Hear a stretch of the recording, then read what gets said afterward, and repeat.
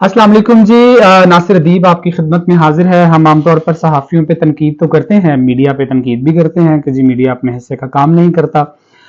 ये ज़रूरी भी है कहीं ना कहीं मीडिया को आईना दिखाने के लिए, लेकिन मैं आपको एक खबर देने जा रहा हूँ कि 7 अक्टूबर 2023 को इसराइल ने फ़लस्तीन पर हमला किया था। 7 अक्टूबर से 3 जनवरी 2024 तक 87 जर्नलिस्ट कत्ल किए जा चुके हैं, शहीद किए जा चुके हैं। उनमें से 80 फलस्तीनी सहाफ़ी थे और 3 लेबनानी सहाफ़ी और 4 इसराइली सहाफ़ी भी थे।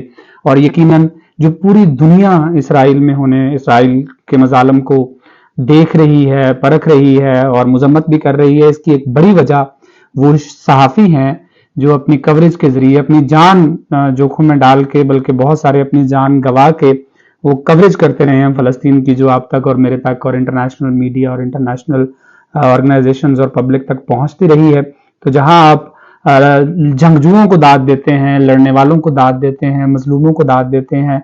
मैं चूंकि मीडिया पढ़ाता हूं तो मीडिया से मेरी वाबस्तगी है, तो मैं आपको ये एंगल इसलिए बता रहा हूं कि उन सहाफ़ियों को भी दाद दिया करें जो अपने फर्ज को पूरा करते हुए, फर्ज को निभाते हुए मैदान में अपनी जान से भी हाथ धो बैठते हैं। वो किसी भी मुजाहिद से कम नहीं होते जो खबर और इंफॉर्मेशन की हुर्मत के लिए अपनी जान कुर्बान कर देते हैं।